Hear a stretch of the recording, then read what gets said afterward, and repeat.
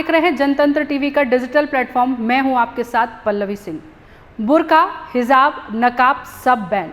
Meloni का मुसलमानों को झटका, महबूबा को आतंकियों से हमदर्दी है। तो मेलोनी ने कट्टरपंथ से टक्कर लेने की ठान ली है।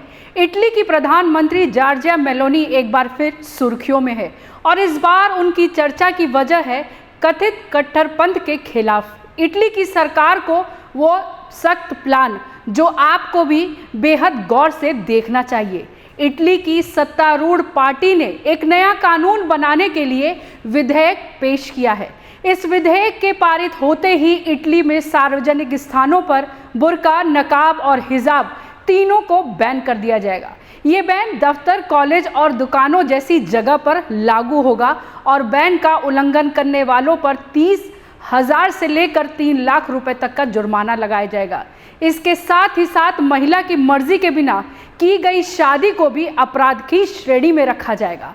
मेलोनी की पार्टी के इस फैसले का इटली की कथित लिबरल लॉबी जोर शोर से विरोध कर रही है, लेकिन सरकार का दावा है कि इटली ने अरब प्रवासियों की वजह से कट्टरपंथ और अपराध बढ़ा है, जिस पर लगाम लगाने के लिए मजहबी बंदिशों से मुक्त समाज बनाना जरूरी हो गया है। इटली में कट्टरपंथ विरोधी भावना कई सालों से पनप रही है, लेकिन गाजा युद्ध के दौरान जो प्रो फिलिस्तीन प्रदर्शन हुए, उन्होंने कट्टरपंथ के खिलाफ खड़े होकर सक्रिय होने पर मजबूर कर दिया है। तो चलिए क्या है इस पूरी रिपोर्ट में, आपको हम बताते हैं।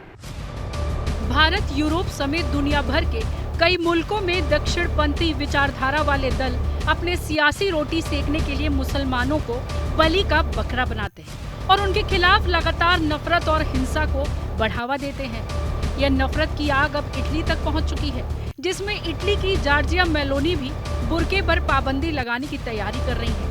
इटली की ruling party brothers of Italy का कहना है कि वह देश भर के सभी सार्वजनिक स्थानों पर बुर्का और नकाब से चेहरा और शरीर ढकने पर बैन लगाने वाला बिल पेश करने की तैयारी कर रही है। इसके साथ ही बिल में मस्जिदों की फंडिंग को भी रोकने का प्रावधान है। ब्रदर्स ऑफ इटली पार्टी की इमिग्रेशन चीफ सारा केलानी ने एक प्रेस कॉन्फ्रेंस कर इस बिल के बारे में विस्तार से जानकारी दी।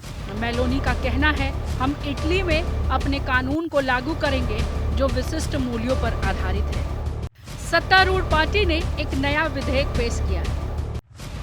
इस विधेयक में सार्वजनिक स्थानों पर बुर्का, नकाब, हिजाब पर बैन की मांग है। दफ्तर, कॉलेज, बाजारों में लागू होगा बैन। उल्लंघन पर 30,000 से 3 लाख तक का जुर्माना होगा। बिना मर्जी शादी को अपराध माना जाएगा। जॉर्जिया मेलोनी सरकार ने देश में बढ़ते इस्लामीकरण का आरोप लगाया है और इस्लामी प्रतीकों के सार्वजनिक प्रदर्शन को सांस्कृतिक अलगाववाद के रूप में बताया है। ऐसा ही स्विट्जरलैंड में भी महिलाओं को सार्वजनिक स्थल पर हिजाब, बुर्का या किसी दूसरे तरीके से पूरी तरह से मुंह ढकने वाले कपड़े बैन है। रिपोर्ट के मुताबिक कानून की खिलाफ वर्जी करने पर 1000 स्विस फ्रैंक यानी तकरीबन 96,000 तक का जुर्माना लगाया जा सकता है। स्विट्जरलैंड दुनिया भर में ऐसा पहला मुल्क है जिसने बुर्के पर बैन लगाया है। इटली बुर्के पर बैन लगाने वाला यूरोप का 7वां देश बनने जा रहा है। अब चलिए आपको बताते हैं कि मेलोनी सरकार ने यह कदम क्यों उठाया। इस विधेयक को 8 अक्टूबर को संसद में पेश किया गया। विधेयक में स्कूल, विश्वविद्यालय, दुकानें, कार्यालय और अन्य सभी सार्वजनिक स्थानों पर चेहरे की पूरी तरह ढकने वाले कपड़ों पर रोक लगाने का स्पष्ट उल्लेख है। मेलोनी सरकार ने दावा किया है कि यह कदम इटली की सामाजिक एकजुटता को मजबूत करेगा और सांस्कृतिक अलगाववाद को जड़ से समाप्त करेगा। फ्रांस पहला यूरोपीय देश था जिसने 2011 में सार्वजनिक स्थानों पर बुर्का पहनने पर पूर्ण प्रतिबंध लगाया।